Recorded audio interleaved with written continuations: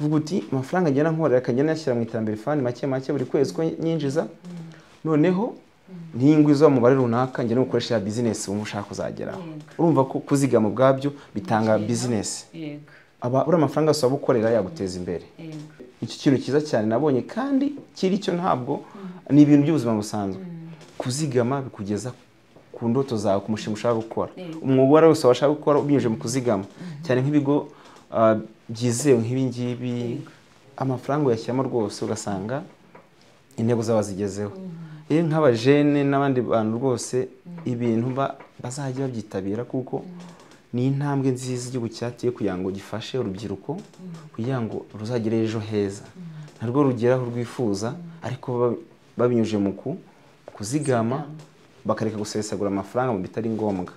Hari umuntu watuganirije mu bijyanye na finance aratubwira ngo dukwiriye gutoza urubyiruko gukora bazigama kugira ngo igihe cyo gukenera kurya bazatangire kurya nyemerere nkoresha ijambo abuzukuru b'amafaranga yabo. Ni ukuvuga ngo iyo ukiri muto utari washaka mbese ugitangira mu kazi wakagombye gutekereza cyane ku kintu cyo kuzigama kugira ngo igihe cyo gukenera kuri bwa bwizigame ya mafaranga azabe yarabyaye andi. Ni ukuvuga ngo ntabwo mvuze kuyazigama mu mufuka wawe ushyira mu bigega nka iterambere fund bikagufasha kubona ya nyungu kandi burya nta nyungu iba ntoya ntayo rwose n'ushora 2 ugakuba umwaka ukuzura uzajya usange ufite ibifaranga utatekerezaga. Nagira ngo mbwira abadukurikira yuko amakuru yandi yimbitse mushobora kuyabona kuri 5890 ku murongo utishyurwa. Umutwe w'ikiganiro cyacu ringo ni itandukaniro riri hagati yo kuzigama muri RNIT iterambere fund n'ubundi buryo busanzweho bwo kuzigama ni irihe. Muraho nanone inshuti bakunzi b'ibiganiro mushitswaho na Hanye Initiatives hano kuri Hanye Space. Nongeye kubasuhuza cyane mbaye intashyo ziturutse ahantu ndi buze kubabwira mu kanya nkuko bisanzwe muri kumwe nanjye Uwera Agnes.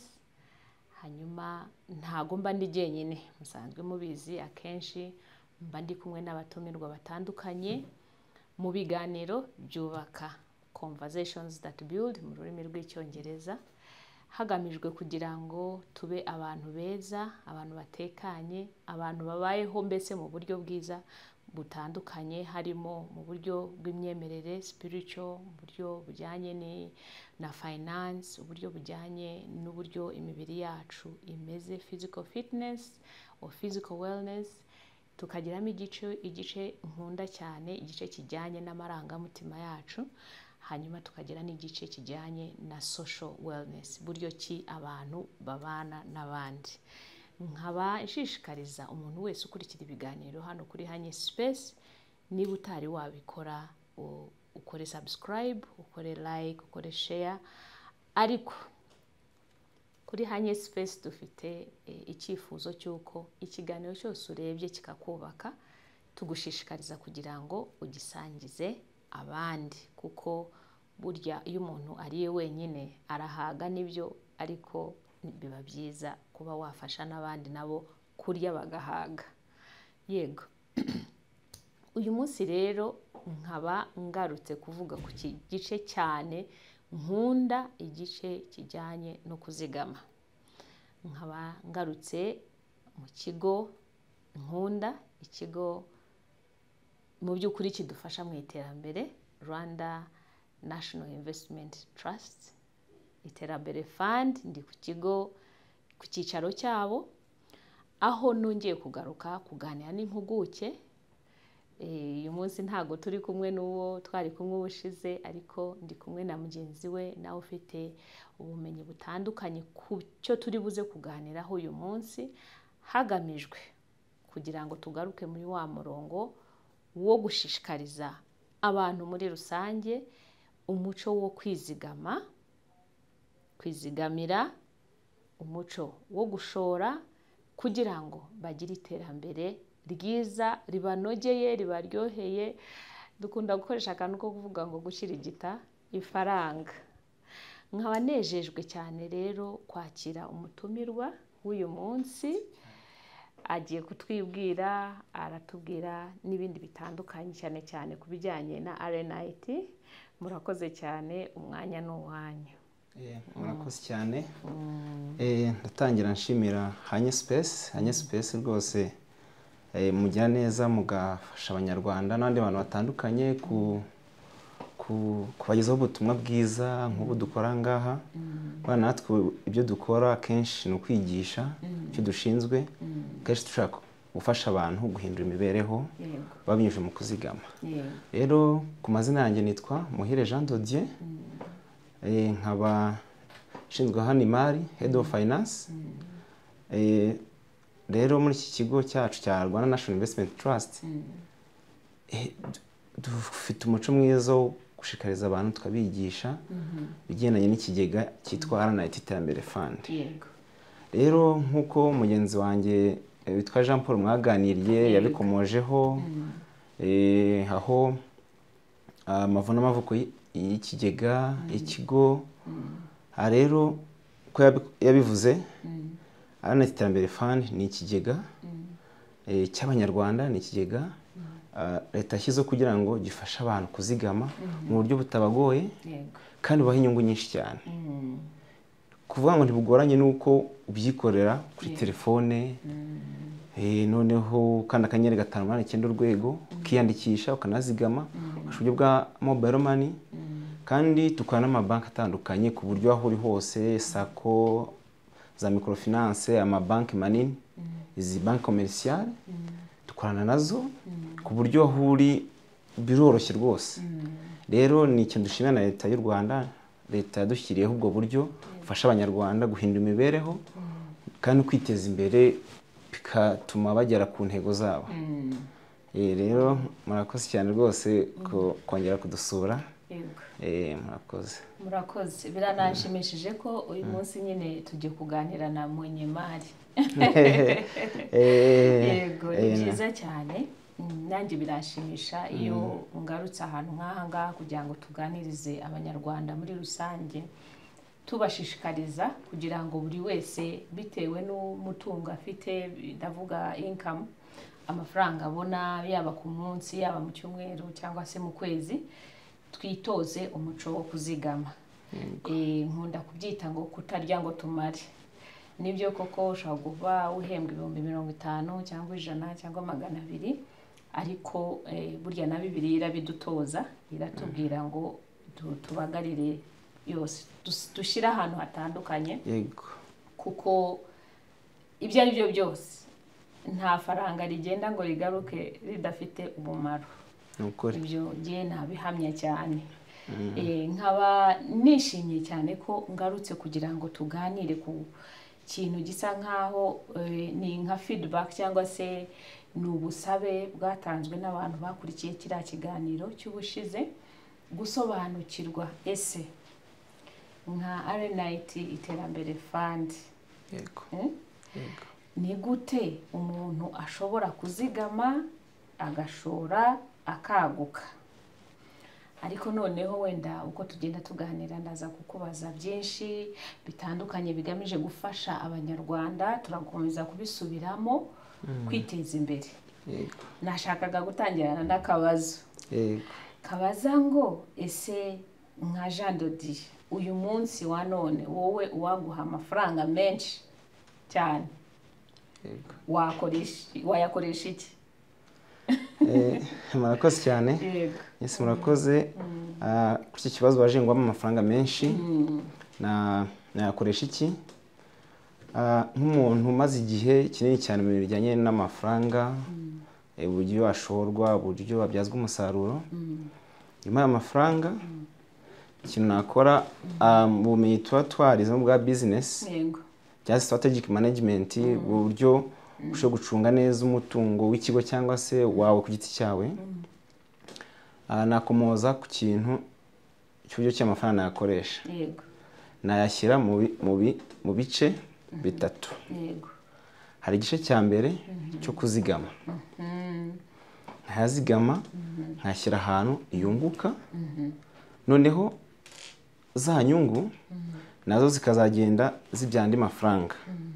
Kuko nk'ibi bigo byacu Aranetse Iterambere Fund hari uburyo bwiza bw'uko n'inyungu ubonye nazo y'umwaka urangiza zongera zikunguka, compounding interest. Ubwo n'amafaranga agenda yiyongera, arakura. Buriya nk'abantu duhora mu mibare dukora imyitozo myinshi. Nk'ubu uzigamye amafaranga mu kigega Aranetse Iterambere Fund, noneho tubarendo yashyiraho buri kwezi.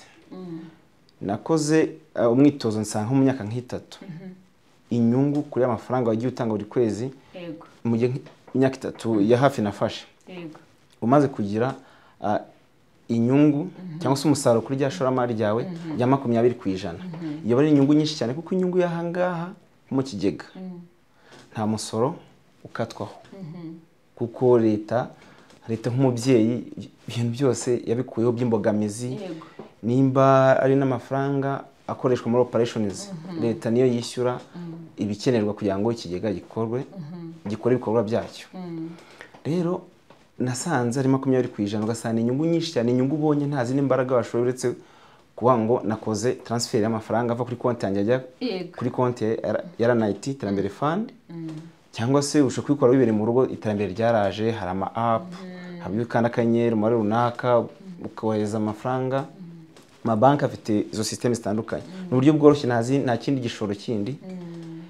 Mbise ku mwanya wa mbere nuko yuzigama bituma ushobora no kuzakora ishoramari rindi. Rero muri amafaranga bwa menshi mpamvu nashyira mu bice bitatu.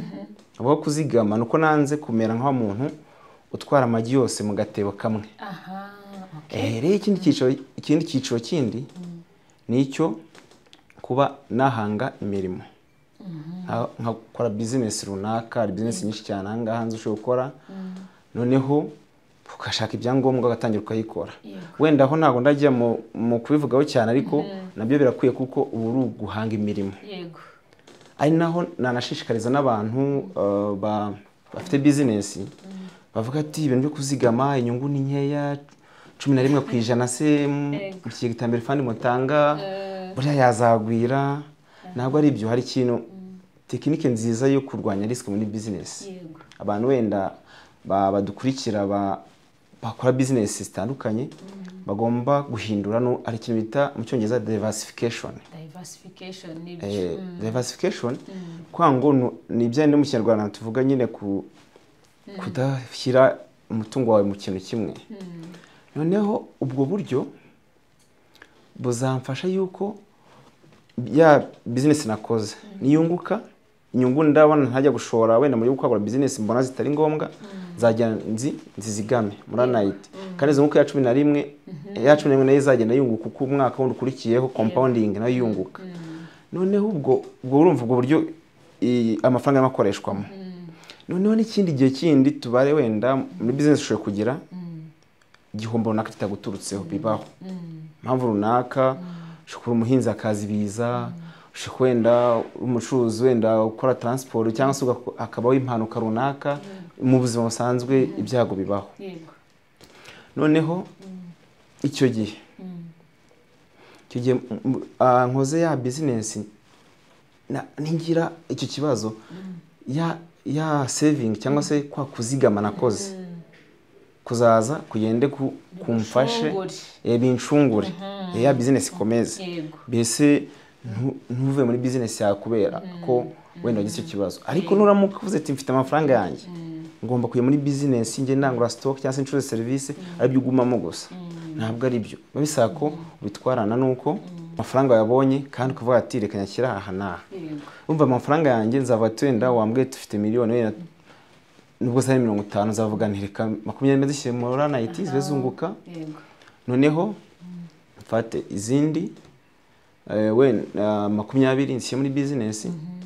Noneho 10 kintu nzazikoresha zizaba ari amafaranga mfite nka reserve iri direct, rukango kuko ndi muri business mfite amafaranga ndareba ngo hagati y'ibintu bibiri nakoze ni iki gikeneye gushyirwamo imbaraga. Nzakora imibare yanjye ndebe ngo kwanza nimba nafashe 40% cyangwa se n'indi 40%, 20% nkashyira aha n'aha, ayo ngaho 20% nzavuga nti amafaranga ngewe agomba kuri aha ngaha, ari byo bita backup. Kuko ya reserve yamfasha no mu buryo ushobora gutangira business udafite amafaranga yo gukoresha nka consommation yawe, ayo mu byo guhaha aho kuba nimba wenda utarubatse inzu yawe wishyura ubukode. Ushobora gutangira business ntihite guha inyungu ituma wishyura ibizagutunga. Rero amamvu ituma amafaranga na afite pourcentage ntoya nayashyize ku ruhande, nayo kugira ngo ndebe ngo nimba ntangiye kuzigama mu iterambere fund, ntangiye business runaka, ngo musigana amafaranga atagenda ngo ahindure ya mikoro ya business yanjye, atanakora kuzigama kwanjye. None vuge nti kugira ngo business ntazayonona cyangwa se ntazayigora kandi gitangira itarafata neza n'abakira batariyongera bitewe n'iyo ariyo, angaza yanamfasha mu kuziba icyuho cyaboneka muri business. Kandi na iza consommation nshobora kujya ku ruhande wenda zahombye kugenda ngakora amafaranga business, amafaranga azajya namfasha muri urwo rugendo. Mu gihe business izaba ibasha kumpa umusaruro, izaba impemba, none bya nige mbyishyura, none mbe nakongera cyagishura amafaranga nababaze nka reserve, none nyaza muri business, kuko business kunira gukora ubwabyo gutanga inyungu kubujye nanjye nampemba, nkakimura bya bibazo byanjye mfite biri personnel bya mu muryango. Yibwo amafaranga kuyakoresha mu bwo buryo, ubwo nzabishyamo imbaraga. Ariko ikintu ubwo ngama nirinze kwibaza ati kuki ntayafashe yose nkajya muri business, bonaje no ko ninunguka nibyo.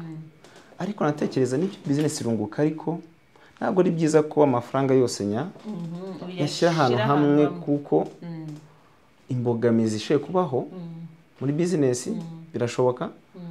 Ntabwo nazaba mfite ikindi kimfasha kuyigarura. Rero nkavuga nti ni byiza ko nkora business ariko kuzigama.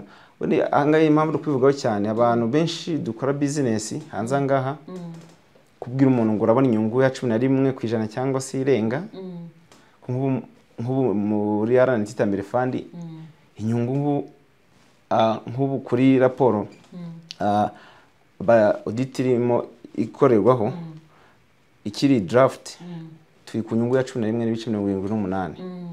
Iyo nyungu umva ari kizere ko umwaka umwe 2 twageze ku 12%. Urebye iyo nyungu ni nyinshi cyane. Muri round of urumva ni 12 rwose. Noneho rero ubwo wabireba ugasanga iyo nyungu ni inyungu nziza cyane, kuko ndakora business mbone wenda inyungu ari byo wenda abantu bazinu bya finance ya gross margin wenda tuwe ni 40%, ariko iyo 40% nzakoramo icyo amafaranga nkoresha mu mikore ya business, operating expenses cyangwa se administrative expenses, nkoremo ayabakozi, ay'ubukode, ayo nishyura patente, mbese ma dépenses atandukanye. Ibi byose nyina muri business. None usanga urangiza ufite ibya 10%. Birashoboka. Nibyo. Birashoboka rwose, bira nkatwe abantu tukora imibare ntabwo igibeshye. Ntabwo igibeshye imibare. Rero ibyo bintu byose bisaba ko abantu tubireba n'umushishozi. Ntabwo nubwo tuvuga iterambere fund, ntabwo tuza ko abantu nyine business zitunze abantu batandukanye n'ibyo kuzikora, ariko abe gutekereza kabiri umuntu avuga ati nibyo business yanjye irunguka, ahubwo nimba yunguka reke ino nyungu nayo nge nyizigama, kugira ngo ntihabaho guhindagurika kw'igihe cyangwa se impamvu runaka sinzasigare ntaho ndi. Nicyo nashaka kuvuga, kugira ngo abantu bajye bakanatajya mvuga ka diversification, gushyira imitungo ahantu atandukanye kandi habyara inyungu, ko no mu kuzigama cyane cyane muri RNT iterambere fund, kubera inyungu tuba twabivuze iyo kuba iyo nyungu nawe ibwaye byara inyungu. Ubibaze mu myaka 5 cyangwa mu gihe kirekire wazasanga warangije n'100% by'inyungu mu gihe kitarenze imyaka 10-15 nyine, ku buryo nk'abajene banyumva, abajene rwose tubashishikariza ko mutangira iki gihe rwose mukazigama, kugira ngo kuzigama ntabwo umuntu aba areba uyu munsi, aba areba ejo. Uvuga ati nge nk'umujene mfite ikiraka, mfite amafaranga nkorera, nge nzigama 100 buri kwezi, nzigama 20 buri kwezi mu kigega n'iterambere fund. mu myaka 5 10 iri imbere nzaba ngize amafaranga angana gute. Rero nibyo ni ibintu byafasha umuntu, kandi ikindi bikoze ashwati mfite wenda umushinga runaka mu myaka 3 iri imbere, kandi amafaranga nkorera ngomba kugenda shyira hamwe. Vuga uti amafaranga ngena nkorera kagenda yashyira mu iterambere fund make make buri kwezi ko nyinjiza, noneho ningwiza mu bare runaka ngene gukoresha business umushaka kuzageraho. Urumva ko kuzigama ubwabyo bitanga business, ibi kugeza kuri business. Rero bisa ko uri amafaranga asaba gukorera yaguteza imbere. Nicyo kintu cyiza cyane nabonye, kandi kiri cyo ntabwo ni ibintu by'ubuzima busanzwe. Kuzigama bikugeza ku ndoto zawe, ku mushinga ushaka gukora, umwuga wose washaka gukora ubinyuje mu kuzigama, cyane nk'ibigo byizewe nk'ibi ngibi, amafaranga yashyiramo rwose ugasanga intego zaba zigezeho.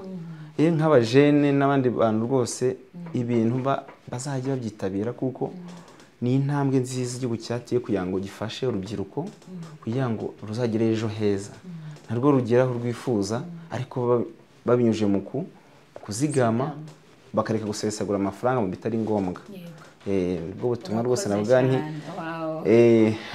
urakoze cyane Jean de Dieu.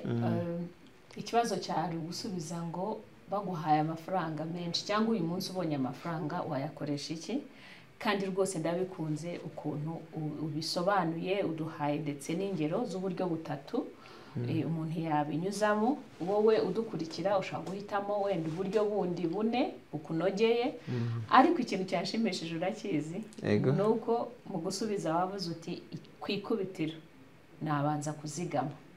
Nkabashishikariza abadukurikira rwose ko kuzigama namwe mwabishira kuri nimero ya mbere, kuko iya 0 yo ntayibaho. Nimero ya mbere ku mafaranga yose ubonye ukureho ubwizigame, kubaza ikijyanye n'icya 10 ubwo gikurikireho, hanyuma ubikore kuriya Jean de Dieu yaratugiriye inama. Ikindi kintu kinshimishije nuko ikigaragara muri RNIT abantu bose bahari ni abantu bakunda ko umuntu ku giti cye atera imbere, kuko wadusangije rwose ingero nziza zinyereka neza ko mufite inyota y'iterambere ry'abantu muri rusange. Hanyuma washoreje ku kintu cy'ikiciro nkunda cyane, urubyiruko. Wowe rubyiruko udukurikira, nagushishikariza ngo uyu munsi tutitayeho ngo urabona ngahe, kuko ikibazo cyo buriya muri comment ndibuze kubona ngo uruva waba ubuhembwa aya ngaya ngo ukurema yo kuzigama. Hari gahunda yigeze kubaho, sinzi niba igihari, y'igiceri cy'ijana. Iyo gahunda yabayeho kandi yafashije abantu benshi, cyane cyane abadamu. Nawe rero mu buryo bwawe ushobora kwishiriraho gahunda mu cyumba cyawe y'igiceri cy'ijana. Hari ibyo twita piggy bank, ushobora gufata nk'akantu k'akabuwate ukajya ushiramo icyo giceri, akubonye kose ukazirikana ko hanyuma nibigera wenda 2,000, nabonye ko ngira ngo minimum muri RNIT ni 2,000, uzufunguze, ntago wakwa amafaranga yo gufungura. Nyese bivuze nibyo, buriya turebye ukuntu imibere imeze hanze ahangaha, nta muntu uhejwe mu kigega iterambere fund, kuko amafaranga makeya munazigama ni 2,000. 2,000 kandi ukazigama mu gihe runaka ushaka. Ushobora kuzigama wenda tubare nkora umubyizi wenda ni bubyizi ni 5 ni 10, wenda ndumufuni nkora 10, nkavuga ni 2 wenda reka mbikureho bishyire mu kigega iterambere fund, kandi nyakora buri munsi.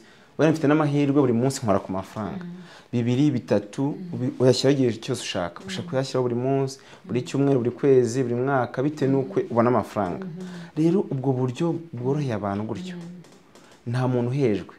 Rero bivuze ko ahangaha ntabwo bivuze ngo aya mafaranga ikigega gikorana n'abantu bahembwa wenda guhera kuri 50 kuzamura mu kwezi. Oya, uko ukora koza akazi kariko kose, kandi tugomba no gutegura ejo hacu hazaza, kuko ninkora amafaranga yose nka yari cyase nka konsoma, ejo handi nakuraga ni haba hahagaze cyangwa se akazi kabaye gakeya, bizagenda bite?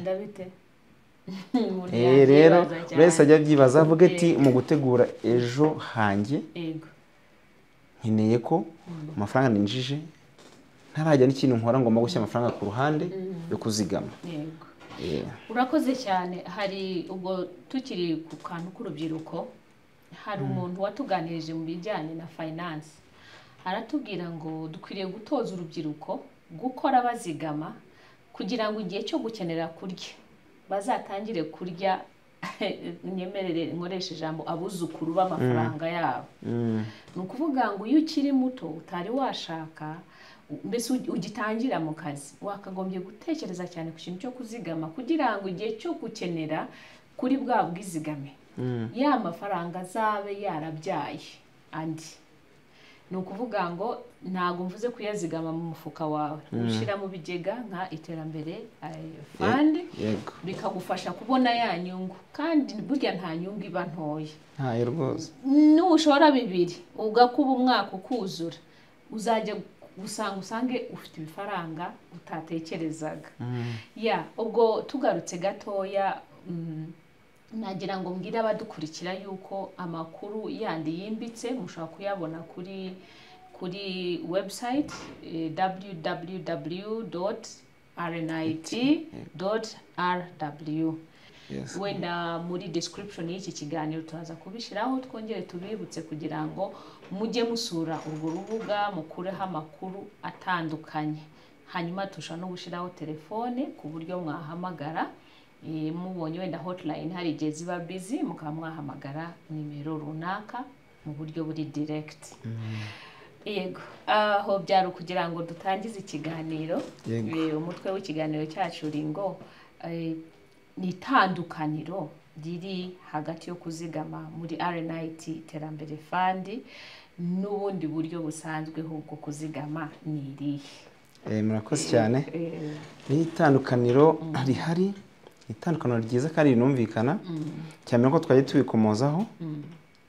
Amafaranga make utangiriraho ni 2,000. Yego. Umwihariko ukigega RNIT iterambere fund 2,000 rwose urayazigama akunguka. Ikindi cya kabiri nuko dufite inyungu iri hejuru. Na bikomojeho ko mu mwaka wa 2024 urangira twari turi ku nyungu ya 11%, 11.78%. Iyo nyungu ni inyungu nziza cyane. Yego. Ubwo byose byiza itandukaniro y'ikigega iterambere fund n'ubundi buryo wakoresha uzigama.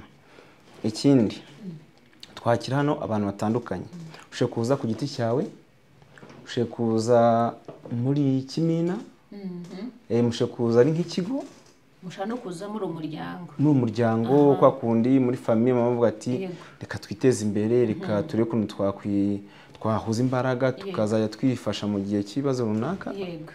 Ubwo buryo bwose hano burakunda. Niba ufite na company yawe ufite reserve cyangwa se y'amafaranga utari gukoresha, urasukashya mu iterambere fund akaba yunguka kugira ngo yashyira ahantu hatunguka kandi amafaranga akeneye kubyara andi. Yego. Rero hano ifaranga ryose rihabwa agaciro kugira time value for money. Ntabwo iri amafaranga kizani wacu umunsi kurikiye watangira akunguka. Rero icyo kintu cyuko hano dutanga iyo nyungu ni ikintu kiza cyane. Noneho umwihariko wacu ahangaha umutekano w'amafaranga. Yego. Hano umutekano w'amafaranga ubuhari kuko ikigo kigega ni cya leta. Dufite batugenzura regulators. Dufite CMA, tukagira na BNL. BNL nayo ibikoma amafaranga yacu. Amafaranga yose dukusanya ni konti muri BNL niho. Rero amafaranga bayizewe. Rero usanga ahantu mikore yacu dukoramo nta umutekano w'amafaranga. Ikindi kiza dufite hanga kwera amafaranga abera kudufasha kandi bajya baca n'umugani mu Kinyarwanda ngo ukintu ufite itungo rikakugoboka. Yewe n'umugani abantu benshi n'umugani abantu benshi bazi cyane bakunda gukora mu bintu bitandukanye. Nayo iwacu mushyize amafaranga ahangaha nayawe amafaranga. Yego. Amafaranga nayawe igihe ugize impamvu urayasaba. Yemeye kuyasaba. Noneho uko gusaba amafaranga kandi no kuyatanga ntabwo bitinda. Yego. Remba wemeye gusaba amafaranga yawe nuko amafaranga nayawe za nyungu zijyaho nizawe. kandi ikindi dushishikariza abantu bishoboka ko yamaze igihe kinini cyane kinini gishoboka akagwira kugira ngo azakoresha indi mishinga yindi cyangwa se bashobora no guhitamo kwerekeramo akavuga ati ngiye nkoze ishoramari mu buryo bw'amafaranga akavuga ati ngiyewe hano nshoye imari ahangaha inyungu barukuma ahangaha iruta niyo nagombye kubona mu bindi najyamo kandi nta na stress long term investment mu ishoramari rirambye ni naryo rizatuma uryoherwa cyangwa se wenjoyinga ka kantu navuze ka compounding interest niko muri meshyamo amafaranga mu kwa mbere wenda umwaka uzanya mu kwa 12 cyangwa se mu ndi mwaka mu kwa mbere tubaza amezi 12 ya nyungu yabonetse mu gihe cy'umwaka ukayisubizamo igumamo ibirimo n'ubundi birimo iyo nyungu birimo irongera nayo ikabyara inyungu nanone ugubonye imfura y'amafaranga washoye ndagira ngo tuze kugera kuri wa mwuzi nibyo rwose urumva uba ya mafaranga nayo arongera kunguka wenda ubwo natanga urugero mu buryo nk'abantu dukora mu bintu by'amafaranga wenda nk'urugero amashe kumva tuvuga wenda isemo miliyoni uyu munsi iyi miliyoni urabara amezi 12 iya miliyoni izaba atware kuri 12%, izaba yarungutse ibihumbi 120 mu gihe cy'umwaka ufitemo miliyoni 120. Rero uwo mwaka wundi wa kabiri ujya gutangira ya miliyoni 120 nayizunguka ya 12%. Noneho ntago bikiri kuri miliyoni bigiye inyungu kuri miliyoni n'ibihumbi 120. Ubwo ukubye bizunguka ariko nabyo 120 nabwo bwabyo byungutse. Rero nibyo nyitangira nababwiraga nti cyo bita return on investment. Kuko mbese urugero natanze umuntu ashyiraho nk'amafaranga buri kwezi runaka iki gihe umwitozo nawo ukora ku 100 umuntu ashyira 100 buri kwezi noneho ngira ku myaka 3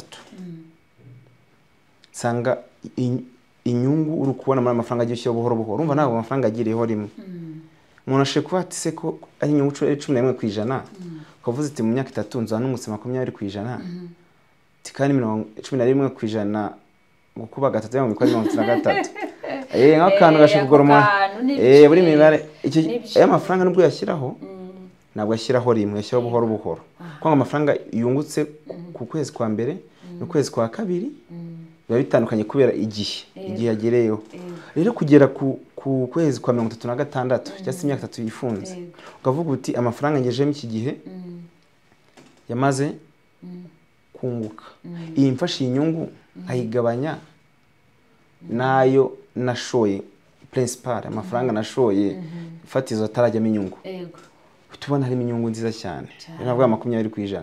Noneho ubikuruye ukabishyira mu myaka 10-15 20 wazasanga amafaranga yaragiye yikuba inshuro 5 kuko nk'ubara umwitozo yo gukora ni ikintu cyanashimisha cyane ubwo navuga urubyiruko bakiganiro bacyumve neza urubyiruko impamvu uri kubivuga ubikuruka bishyira mu myaka 10, 15, 20 simvuga amafaranga yose yazane kuko ufite ibindi bintu ukeneye ariko twakoze icyo kintu tubabara tuti ubwo byari nko ku nyungu ya 2023 11.55 wenda abantu bashe kujya kuri website yacu ko bivuze www.akadomo.rnet akadomo.rw bakareba amakuru yose babiriho nukwango mu myaka 20 uzasanga umuntu yashyizeho yagiye ashyira 100 buri kwezi mu myaka 20 azafite miliyoni 84. Atishyuriye ubukode nta musoro ntaki ari agafaranga amafaranga urumva urubyiruko ndire ngo rurumva cyane uko icyo gikoze imibare usanga ari umuntu yatanze miliyoni 24 mu gihe kirekire noneho izo miliyoni 24 zabye miliyoni 84. Ubwo inyungu urumva yikubye inshuro ziri hafi murenye bivuze ko umuntu ashobora kubika amafaranga akazubakira etaje akazageza ku cyo ashaka nyine yifuza kugenda ko amafaranga make make gutyo. Ubwo urumva ugene kuri urwo rugero wahita ubibara waba ushyiraho 50, waba ushyiraho 5, waba ushyiraho 2 mu bitandukanye kugenda bashyiraho mbese abagenda yishyira hamwe yiyakimira noneho akazabya mu mubare runaka. Noneho ubwo urebye ku nyungu bigenda zamuka, ubwo bibaze nk'ayo mwana avugaga za 24 zaba zahindutse nka miliyoni 100 zaba zirimo, kandi urumva ni nk'inshuro 5 inshuro enye ni mu inshuro enye amafaranga azaba agize yarikubye. Ubirebye wasanga ari ibintu abantu batakumva neza kabatse amafaranga yazikuba gutyo akarenga 100% gutabaye. Urumva nicyo gihe rero ni mpamvu kuzigama umuntu akiri mutoya n'ababyeyi babyumva bajya bashikariza abana babyaye ko kuzigama ni ikintu cyiza cyane, ni umuco mwiza twagombye kuraga abana bacu kugira ngo bazagire imibereho myiza mu gihe kizaza. Ko nk'ubu ngubu tuba ibihe bihinduka tukabona kundi abantu bavuga ati muri minsi ubuzima buragoye, kugura ntabwo bivuze ngo amafaranga yose winjiza uyarye kubera nyine ibi ubuzima bugoye, no, ahubwo gusa guhangana n'ibihe no kuvuga ngo okay, nimba ngiyewe muhire na konsumaga wenda nakoresha wenda tuari 2,000 ku munsi, kwa muntu ubuzima bugoye reka ngira ibyo ndeka, reka ngira uko nitwara kandi nitwareka ku bintu bimwe na bimwe bitari ngombwa, yego, kugira ngo ngiye mbashe kugira amafaranga nsigaza mbika, noneho ubwo buzima turwangana nabwo, noneho ngiye nzagiye impangana nabwo nifite ubwizigame bwanjye. Vuga wenda umwana agiye ku ishuri nabonye minerivare, wenda nkeneye guhaha ariko sinabikoze, ayo mbonye yose akagenda gutyo ngo nyine ngo ibiciro byazamutse cyangwa se ngo amafaranga tukubona atari kuduhahira. Oya, uburyo bwiza bwo guhangana n'ibihe no kongera kuzigama. Iyo uzigama cyane rwose nibwo buryo buhangana n'ibyo bihe urukubona bidasanzwe. Nta yindi mpamvu yindi, ntabwo umwanzuro ari ukuvuga ngo ahubwo bureka nyarye cyangwa se mbireke nyaryama. Urahari wenda nk'ikintu nahita ngarukaho cyuko nk'abantu bakora imishahara mushobora kumubwira ati ushaka ukorera kuzigama nkuko amashyi ari 2, 5, 10 ayo ushaka, kandi sibwo n'inzigama ibyo 10,000 bizagwira ryari. Yare wenda kunahembwa 500 cyangwa se miliyoni cyangwa se 100 kumva amafaranga nazajya.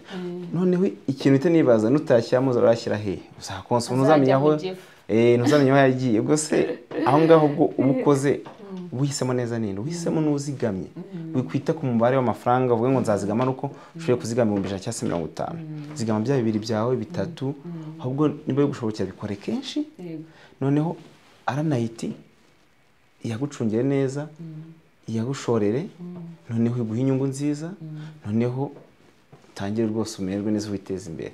Rero ubwo urumva ibi byose nagiye ngarukaho, byose ni ibisubizo iterambere fund rifite, bituma umuntu kuzigama hano iwacu hatuma ubikora kuruta kubikora ahandi. Urakoze cyane. Uhise unyibutsa akantu n'ubundi twakigarutseho mu kiganiro cy'ubushize, n'ubundi na kera abantu byahozeho uko abantu bagunika, abantu ko bazigama imyaka kubera season wenda bazakuraho imbuto, cyangwa se mu gihe batazi wenda hazaba nk'icyanda ntibabone ibyo kurya, byahozeho. Ahubwo bisa nkaho byagabanutse. Hari uburyo icyo gihe babikoragamo, ariko ubu dufite uburyo butandukanye ariho harimo iterambere fund. Nyamuneka rubyiruko, reka duhere ku mubyeyi. Wowe umubyeyi ufite umwana, niyo yaba ari umwana w'imyaka 2, ushaka kumuzigamira guhera aho ngaho ukazamuka, yazageza imyaka 10 hari icyo wamuzigamiye kandi kinini. Uzi ikintu gisekeje nuko iyo dutekereje uyu munsi, iyo dutekereje kuzigama by'imyaka 10 iri imbere, tubona ko ari nk'ibintu bikomeye cyane. Ariko iyo tubitekereje mu buryo bw'igihe cyahise, ugatekereza ukavuga uti uyu mwana wanjye naramubyaye, uyu munsi afite imyaka 10. Iyo mba naratangiye ku myaka 0 kumuzigamira, uyu munsi hakabaye harangaye. Tubitekerejeho gutyo byatworohera. yego Ariko akenshi umuntu atekereza ngo ubuse nzazigama, mbega tukabireba mu gihe kiri imbere, icyo gihe birakuvuna. So kandi gaturufu ni ako ngako ko kubirebera mu gihe cyahise, ukibaza uti se mu gihe cyahise ubundi nazigamye iki. Noneho nka ndimo kubariza abadukurikira akandi kabazo, ese ubundi ayo mafaranga watubwiye umuntu ayazigama buri cyumweru, ayazigama buri kwezi, bigenda bite? Ese ngiye kuyasaba bwo nyasubizwa gute? Inyungu isubizwa mu buhe buryo? Ako ngako ngira ngo badukurikira nako ni akabazo bifuza gusobanukirwaho. Yego. Murakoze cyane. Ukuntu amafaranga kuyazigama, amafaranga ufite yose wayazigama, ariko ntabwo tuguha igihe. Wowe bikora uko bishoboye. Ushobora kubikora mu gitondo nimugoroba. Ushobora kubikora buri saha, ushobora kubikora buri munsi, buri cyumweru, buri kwezi, buri mwaka, bitewe nuko ubonye amafaranga. Ni ukuvuga ngo nako kundi wajya uvuga ati wenda umuntu kandi wabyo watanze ngo rw'ijana ukavuga ati wenda mfite ijana n'iranga hano n'ahangana niko bimeze. Rwose amafaranga uyashyiramo uko yabonye urazigama. Noneho za nyungu ziba zibara uko ugenda uyashyiramo, bitewe n'ibyo washyiramo inyungu ziraza. Noneho ubwo iyo amafaranga yawe ni ayawe, ugize impamvu urayasaba, ushobora gusabaho igice cyangwa se ukayasaba yose bitewe n'umushinga ufite cyangwa se bitewe n'impamvu uyakeneyemo. Ni uburyo bwemewe kandi nta mananiza. Buriya abantu babazi ngo buriya basanga amafaranga kuyajyana byoroshye, kuyasubirana bikagorana. Buriya abantu amafaranga bagira amakenga menshi cyane. Ariko hano unabyumvishe n'iki ukuntu cyitwa Rwanda National Investment Trust. Bishingiye ku cyizere. Ku cyizere. Icyizere rero amafaranga yawe urayabona. Urayasaba, kuyasaba iyo yasabye uyabona mu gihe kitarenze iminsi 3 y'akazi. Ni kuvuga ngo niba nyasabye ku wa mbere, ubwo nko ku wa 4 ntayabona. Nyasabye nko ku wa 4 nshobora kuyabona nko ku wa 2, ibintu nk'ibyo. Wenda ubwo cyo nahita misona ngaho uburyo dukoramo ngubu byemejwe n'abanyamuryango nyine. Hano ushobora kuza uyu munsi ugasanga nyine ni imikore ihari ariko nyine yemejwe n'abanyamuryango. Ntabwo ari amategeko y'abakozi. Oya, amafaranga asabwa ku wa 4, bitarenze ku wa 4 umunsi wa nyuma wo gusaba. Abantu banabyumve rwose, abantu bajya bavuga ati siko mwavuze ko bitwara iminsi 3 ko nayasabye ku wa mbere, ubwo ku wa 4 nzayabona. Oya, uyasaba ku wa 4 ni umunsi wo gusakwana muri rusange.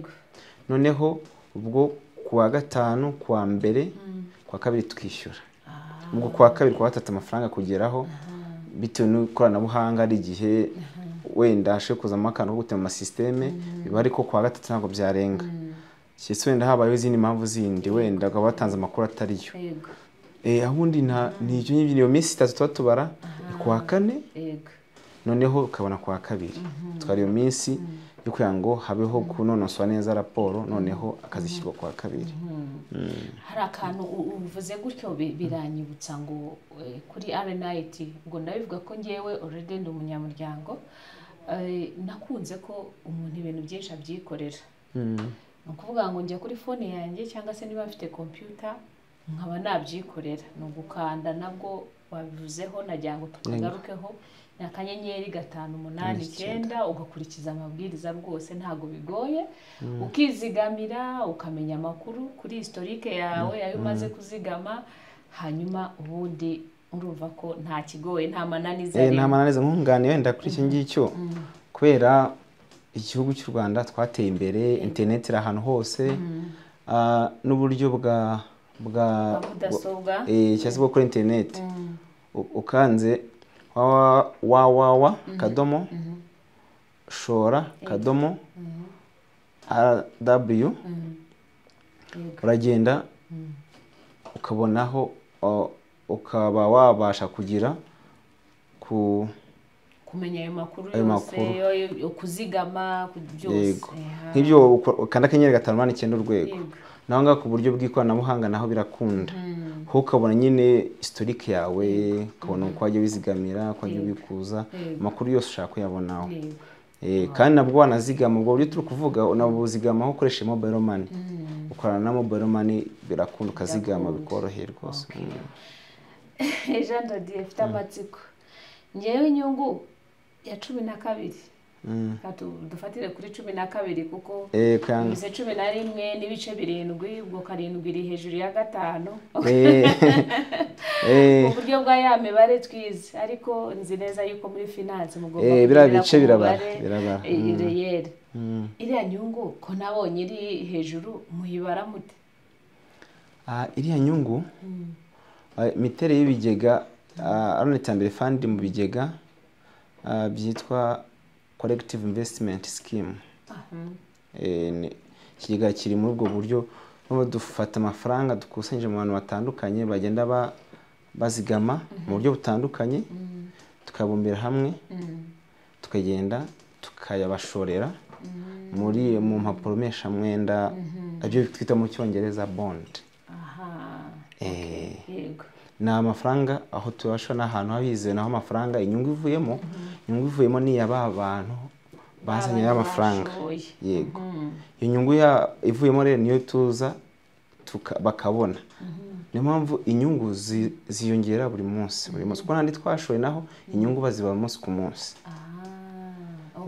Rero ubwo ahantu dushora amafaranga none rero uko barako twungukira abantu twayashoye nako izo nyungu zigenda zigahabwa babanyira amafaranga. Yego nabyo bitanga ya nyungu twose turavuga ya 11 n'ibice birenga. Yego urakoze cyane uvuze kuri bond ubwo ni asset.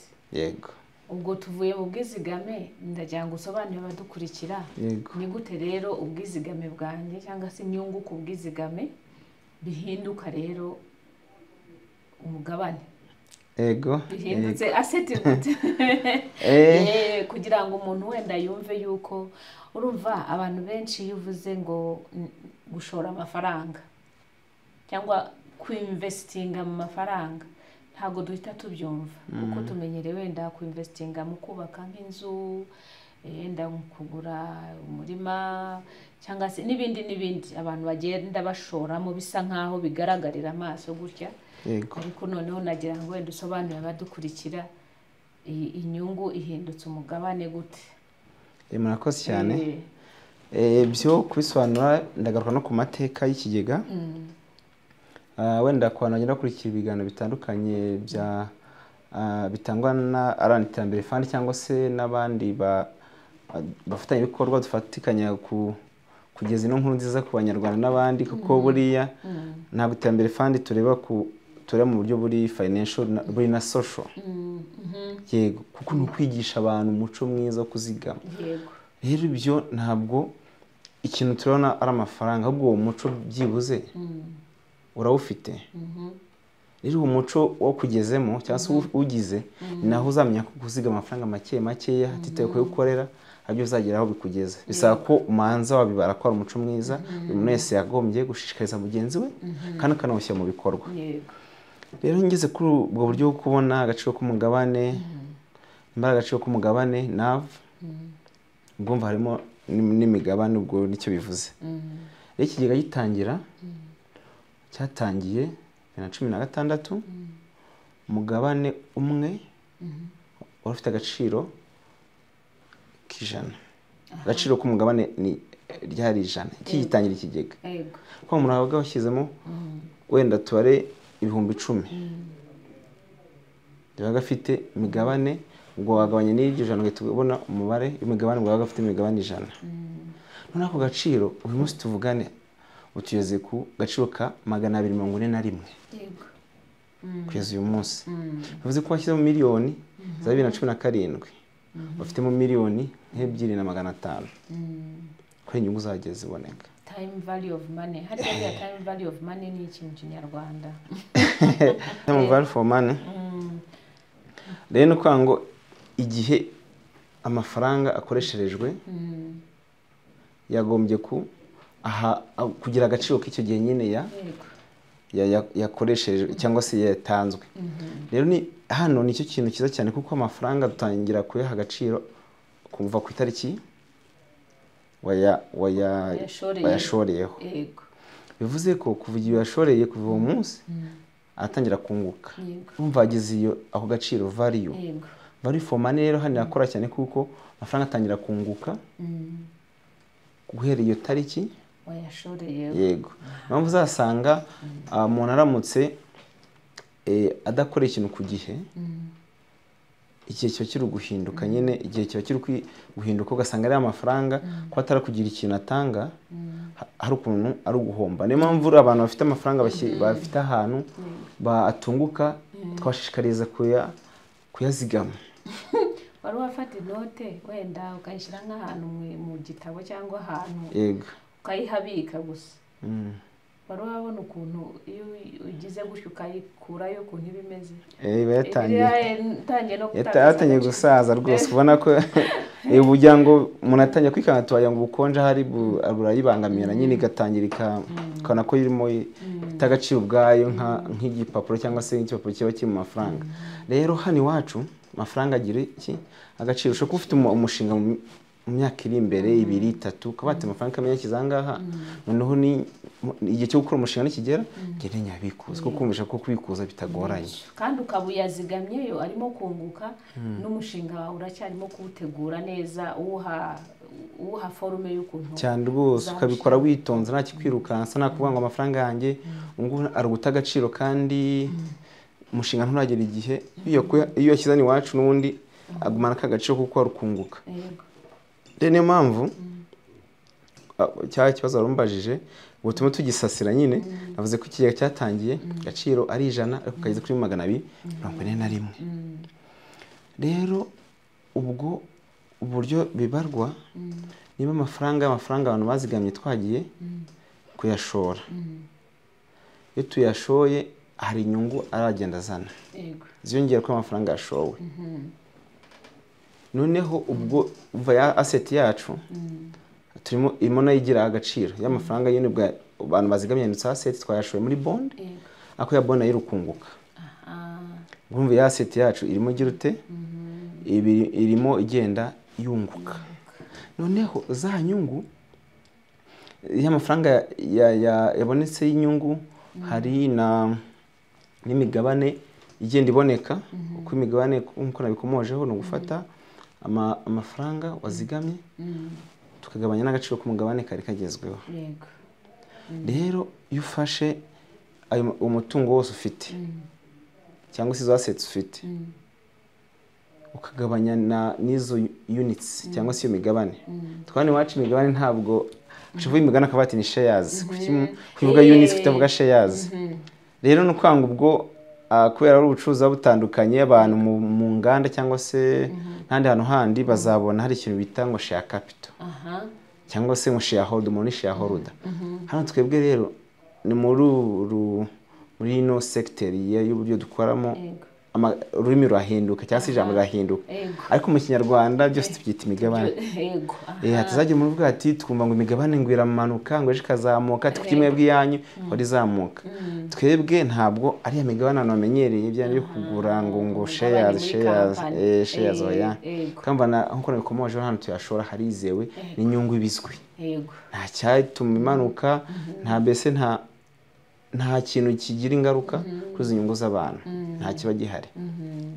Rero ubwo yifashe ayo mafaranga abantu izo assets amafaranga twashoye nizo nyungu zirimo ukagabanya none ya mafaranga abantu bazigamye twagiye duhindura mu migabane amafaranga bazigamye bwizigamye cyangwa se ishoramari yabakoze ikavunjwa cyangwa se igashyirwa mu buryo bw'imigabane.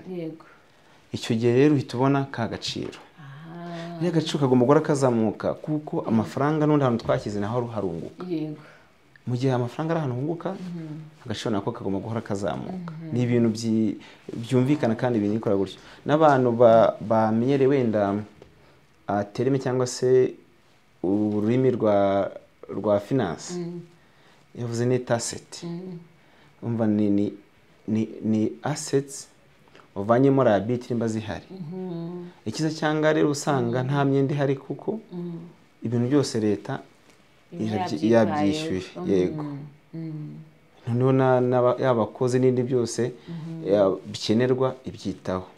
Rero mpamvu dufata izo asset ya se iyo mitungo twigabanya na migabane abantu baba baragiye babona kwera ku mafaranga bashoye, none twigana tubona kuzamuka kwa gaciro kuko ya mafaranga aho hararunguka.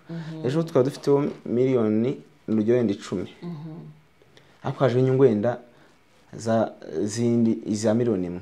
Ya miliyoni 1 nyene iyo yanyungu bigenda izamuka, rero n'agaco kazahora kazamuka.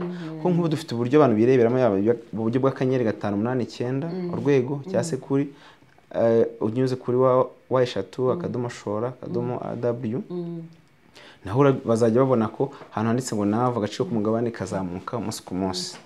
Yego. Akandi kabazo ndimo kwibaza nti kandi buriya wenda n'abadukurikira baribaza icyo kibazo. Ese ubundi njyewe shoye 50,000, undi agashora 500,000, twese turangana? Yego, inyungu ni imwe. Inyungu ni imwe itangwa nimba 11% cyangwa se inyungu ikomoka kuri kagaciro k'umugabane twase tuvuga kanavu ni kamwe ku bantu bose. Iyi tandukaniro hari nuko wa muntu ashyize miliyoni ashyize 500, 11% rya miliyoni 11% biratandukana mu mibare ariko mu gaciro ni kamwe kuko nimba 11% ku byo ni imwe. Rero bose babona amafaranga amwe. Okay. Urakoze cyane kuko ako karako kugira ngo dushimangire karakantu ka net asset value umugabane. Yego. Akandi kabazo nukibaza ngo urugero ngewe uyu munsi ndaje numvise kino kiganiro ndaje nzanye 5,000,000. Yego. Ndagiye. Hanyuma hari undi muntu uje hano wenda kuri R-Night cyangwa se uzabona kino kiganiro akaza akavuga ati ngewe ngiye kwihereza gahunda yuko nzajya nzigama 100,000 mu kwezi mu gihe cyose nkiriho nzajya nzigama. Abo bantu wabagiriye ihe nama wenda duhereye ku kuvuga ngo ese abo bantu ni kimwe? Wenda twareba ku kamaro wa wundi uzigama 100,000 buri kwezi na wa wundi wafashe imbumbe y'amafaranga 5,000,000. Wabagira inama kugira ngo buri wese amenye uko agomba kubyitwaramo. Mpereye ku 100,000 ariko hari ushaka kuvuga ati ngiye nzajya nzigama 2 cyangwa se 5. Yego. Kenshi gashoboka. Hari n'uzavuga ati ngiye nzashora 10,000,000 ubundi niturize. Yego. Murakoze cyane. Rero abo bantu uburyo bazigamiye amafaranga nabyo biragenda bigaruka kuri cyo kintu bavugaga cya time. Uyu munsi umuntu yishyamo 5,000,000. Yego. Undi wenda kwata afite aragenda ayashyira 100,000 gake wenda nawe azagera kuri za 5,000,000 mu gihe kirekire. Umuntu washyizemo uyu munsi 5,000,000 imbumbe atangiye yungukirwe kuri 5,000,000. Yego. Uyu munsi akiyashyiramo. Mu gihe undi we azagenda ashyiramo buhoro buhoro. Ugiye kubikora mu mibare uzasanga abandi bazane menshi icyarimwe akatashyiramo, arahita watangira kubona inyungu nyinshi kuko atangira abona inyungu kuri 5,000,000 bitandukanye n'abandi kuzibonera izo nyungu ku 100,000. Ariko ubwo buryo bwose burakunda, ahubwo ikibitandukanya ni ubushobozi bw'abo bantu. Kandi hano ikindi niba umuntu ashyizemo na za 5,000,000 ntabwo bujuje ko nyuma yatagombye kuzana andi kuko hano nta mubare ntarengwa wemerewe kuzana amafaranga. Yazanamo inshuro zose ushaka kugeza ku mubare runaka. Nta mafaranga tutakira umubare wayo. Rero ni iryo tandukaniro. Ubwo buryo bwose burashoboka ngaye wacu nta na bumwe tubuza abantu gukora, ariko ugiye mu mibare. Mu mibare igihe umuntu ashyira amafaranga wenda kizo menshi atangira yunguke uhereye ako kanya, mu gihe undi wenda bizagenda biba gake gakeya bitewe n'icyo gihe. Buri yataye mu value for money rero ubwo itiza ukabona ko harimo itandukaniro. Urakoze cyane. Ibi byari kugira ngo wowe ufite amafaranga menshi, ngira ngo iki kiganiro mu by'ukuri kigamije gukora icyo twita awareness, gushishikariza abantu gufata icyemezo cyo kuzigama. Ushobora kuba ufite amafaranga menshi wibaza uti ndayashora hehe, yazane muri RNIT cyane rwose. Ushobora kuvuga uti njyewe mfite dukeya. Jean de Dieu yaratubwiye ngo nta ukumiriwe kuzana amafaranga hano. Ushobora kuvuga uti njyewe mfite makeya sinajya mbona umwanya wo kujya gutonda kuri banki. Uburyo babushizeho bwo kugira ngo aho uri uzigame, si ngombwa kuva mu rugo rwawe. So ako karako kugira ngo abantu bamenye neza uko buri wese ahagaze, buri wese yisuzume igihari nuko tugomba kuzigama. Jean de Dieu wabikomojeho ariko nagira ngo tuse naho tubyagura. Ese amafaranga muyazigama hehe? Aya abantu bazigama muri RNIT. RNIT iyazigama hehe? Kuko byumvikane inyungu hari aho muyikura kugira ngo muyigeze kubazigamye. Yego. Azigamwa hehe? Murakoze cyane. Rero kuzigama muri RNIT Iterambere Fund nta makuru ubuhejweho na makeya. Niyo mpamvu banagomba kumenya ngo kutubazana amafaranga yacu muyashyira hehe, cyangwa se ko tubona muduha inyungu nziza nini muyikora hehe. Kugira ngo bitazaba bya bindi ngo bayacukura ikuzimu. Yego kera ugasanga umuntu wenda yiteje imbere bitewe no kwigomwa byinshi akagerageza kwirwanaho, ejo babona inda ahantu yageze akavuga ati uriya muntu agikuzimu. Ariko wabaza umuntu ubivuga ati se nimba kuzimu habaho we kutajyayo nimba ushaka amafaranga ko ntawe utayashaka. Nyine ni uburyo bwo kutumva neza ko amafaranga byarandi. No kugira ngo ikiganiro no kugira ngo gikuremo abantu mwene iyo myumvire. Buriya nta muntu ugera ku kintu atagiharaniye cyane rwose. Shortcuts ni iby'igihe gito ariko bari abantu bagomba kumenya kugira ngo ugere aho ugera bisaba kubiha igihe kandi amahirwe yose ukabyaza umusaruro cyane mu kuzigama. Ngiye mu ngero nyinshi mbona uko wabayeho kose kuzigama ni umuyoboro mwiza wo kugeza ku iterambere wifuza. Kuko mbonye amafaranga make uyu munsi ni ukuyashyira ahantu nkayongeranya ejo nkakora igikorwa runaka, cya gikorwa nacyo kikabyara inyungu. Rero RNIT ni igisubizo nyine. Guhera ku 2,000, 5,000, 10, miliyari, miliyoni ukazana ukayishyira hariya bitewe n'ubushobozi bwawe ukabona ya nyungu nziza. Noneho wazagera igihe uvuga ati wa mushinga wanjye ngiye kuwushyira mu bikorwa, amafaranga yawe wemerewe kuyabikuza. Rero ubwo kuri icyo barimo uvugaho ni byiza rwose ko abantu bamenya aho amafaranga tuyashora. Ako nko nabikomojeho, amafaranga tuyashora muri bonds, ni impapuro mpeshamwenda nyine leta ishyira ku isoko mu buryo binyuze muri beneri, niho tugenda tukabashora amafaranga. Mbese mu by'ukuri tugufasha ba bantu batandukanye, umuntu ufite 2 ubushobozi bwa 2, 5 kujya ku isoko ry'imari, capital market. Tukabimufashamo tubihuriza hamwe none tukenda tukayashora. Kuko biragoye ko waba ufite ibyo 2 ugera ku isoko ry'imari unyuze muri RNIT. Rero twe tukugeza turi umuyoboro. None uzanyungu rero dukuyeho nizo tugarurira nyine bantu bose bamaze bamaze gushora muri Iterambere Fund. Rero ukwezi ngubu ni niryo shamari turimo dukora. Ubwo tutagenda dukora n'umushakashatsi nimba nta handi hizewe ariko bashobora gutanga inyungu nyinshi abantu batwiteze kuko bashaka amafaranga yabo atanga umusaruro. Rero mu buryo ngubu dukoramo naho ngaho turi gushora. Nanga dushora mu buryo bw'amabond butanga inyungu ihoraho kandi yizewe. Ku buryo nta umutekano w'amafaranga tuba tuzi ngo amafaranga twashyize hariya turabyize neza rwose inyungu zizaza ko twazumvikanye nabo tuyahaye, noneho akaza agasaranganywa b'abantu mu mafaranga bagiye bashyiraho.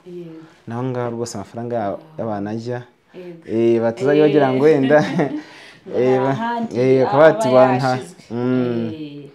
Igihari nuko muri RNIT ni ibintu biri straightforward kandi cyishimisha cyane. Jewe nuko RNIT nta bwiru kuvuga ngo umuntu afite access ku makuru yose ashaka, cyane ko bari ahantu agiye gushora amafaranga ye. wenda Jean de Dieu tugana ku musozo niba hari ikindi kintu wumva tutakomojeho muri iki kiganiro cyo kugira ngo dusubize ikibazo cyo kuvuga ngo ni iki cyatuma tuzigama muri RNIT Iterambere Fund ntitujye mu buryo bundi busanzweho. Niba hari ikindi kintu wakongeraho wakongeraho. Murakoze cyane. Ikintu nakora ni ukubishumangira ko gukorana n'Iterambere Fund, RNIT Iterambere Fund biroroshye kuko amafaranga make ni 2,000, inyungu irenga 11%, ubu turi hafi kuri 12 kuko twagiye tubikomozaho, kandi iyo nyungu nta musoro, kandi ibindi byose bikenerwa kugira ngo ikigo gikore nabikomojeho, ibi byose ni leta ibikora. Muri make yaho ngaho umuntu byumva leta avuga ati byane numva ngo leta n'umubyeyi mu buryo bwa RNIT Iterambere Fund irabigaragaza neza cyane. Abantu bazigamye abanyamigabane bashoramari aha ngaha bafite inzego zibareberera, nkuko nabikomojeho dufite Capital Market Authority CMA, dufite BNL.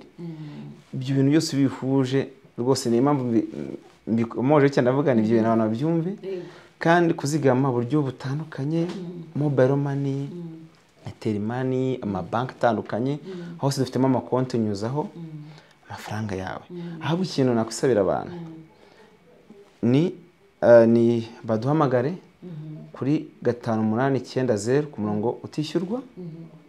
Ikindi bashobora no kuduhamagara kuri nimero 078 79 02 207. Ubwo nabisubiramo wenda kugira ngo umuntu uza kurikira kino kiganiro azamenye aho dusanga. Tunakora mu mujyi wa Kigali, ariko kubera iterambere ryaje aha n'ariho hose uraduhamagara. Telefone hano hari hose hari amarezo, mvuga nti hari umurongo utishyurwa, uguhamagara kuri 5890. Umurongo rwose urumva ko ushiye kugira imbogamizi runaka ukaduhamagara. Umurongo uriho mu masaha y'akazi, cyangwa se ugamagara kuri 078 79 02 207. Iyo mirongo yose tuba turiho. N'abandi bakoresha uburyo bwa email bashe kuya ku ma website yacu, biriho amakuru yose ariho, bashe kutwandikira ku ma email tukawusubiza. Rero turahari ku bwanyu.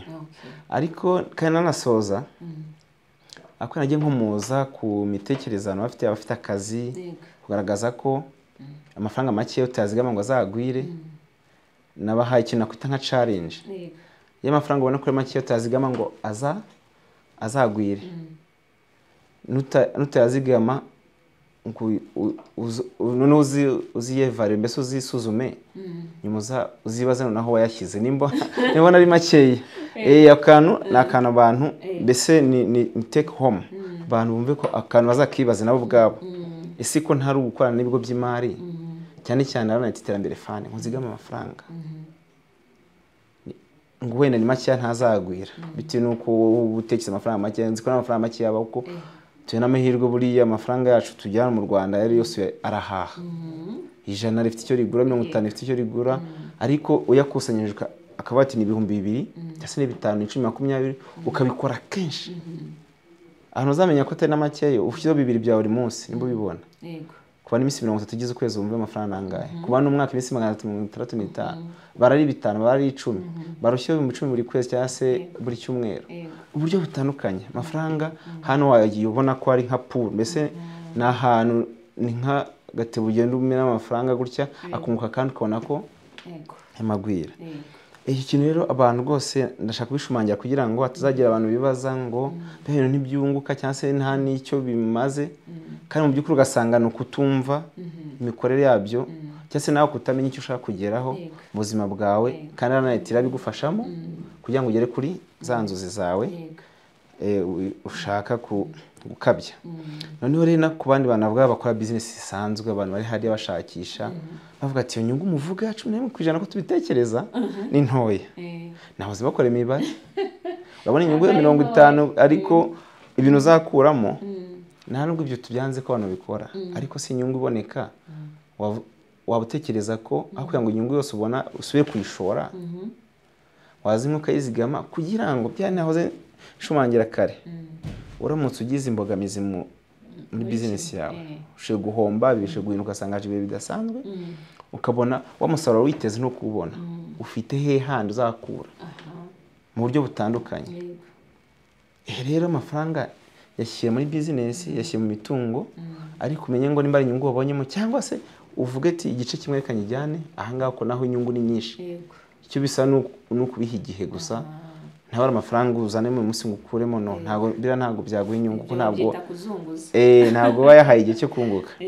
Rero ubwo buryo bwose abantu bajya bumva ko buryo gukorana n'ibigo by'imari akenshi nta nyungu bibamo, ntabwo ari ukwibeshya rwose.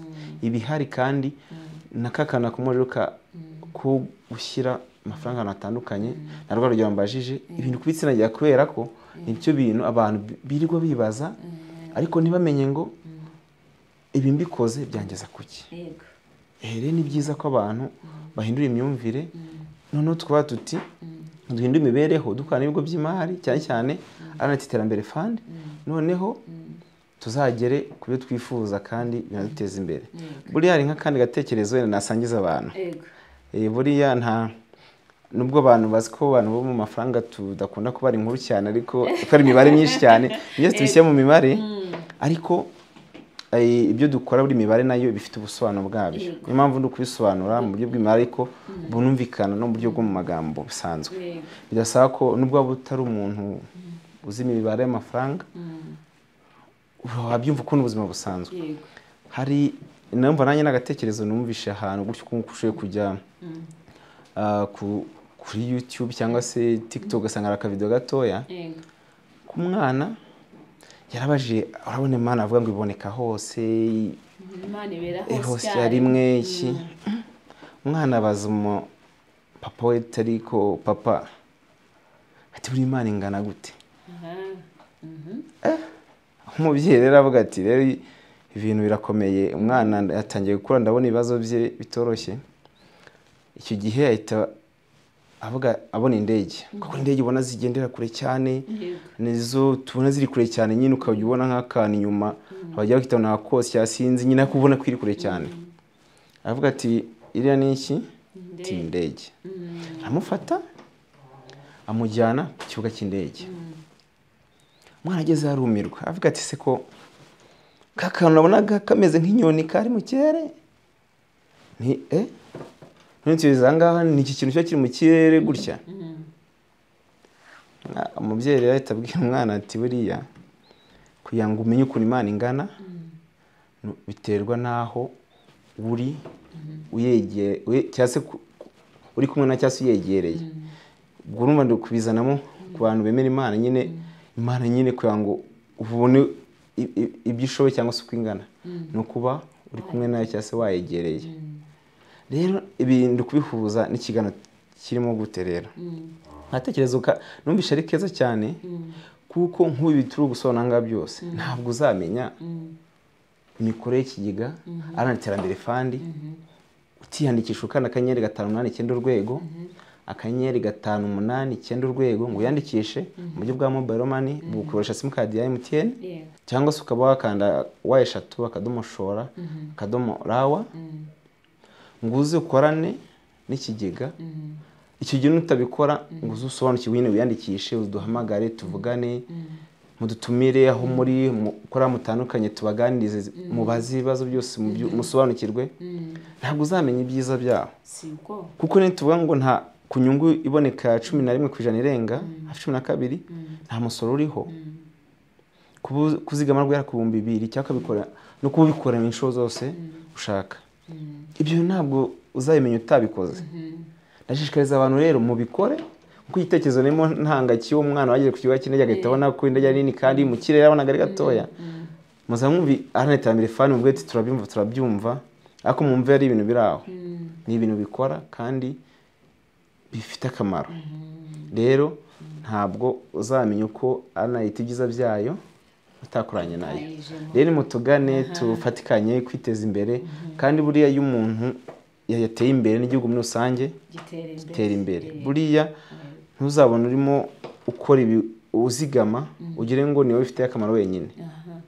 Buriya urazigamye wishyuye minerivare, urazigamye ko nawe gutembera baratembera. Ikindi kuzigamye kurinda stress y'amafaranga yagushiranye ufite aho kura. Icyo gihe ntabwo uzashyuha umutwe, Minerval igihe kiragera abantu bagashyuha umutwe mu kwa mbere rero ariko yo abayafite hano iwacu ahubwo icyo bakora barayadusaba barasaba akaba ati igihe cya Minerval cyageze mu duhe kuri rwa bwizigame bwacu umuntu uzamubona mu muhanda agize stress ngo mashuri yatangiye no yarabiteguye rero izo ni ingero zitandukanye ku buryo urubyiruko abantu batandukanye muze mushora imari muze muzigame noneho dufatikanye twubaka igihugu kandi twiteze imbere ku giti cyacu ku miryango yacu aho dutuye n'igihugu muri rusange kizatera imbere icyo bita iterambere rero n'izina ryacu riranabivuga neza na iterambere fund ngo nuko nanayiti uzatera imbere murakoze cyane murakoze cyane Jean de Dieu ndabashimiye rero abakunzi bahanye space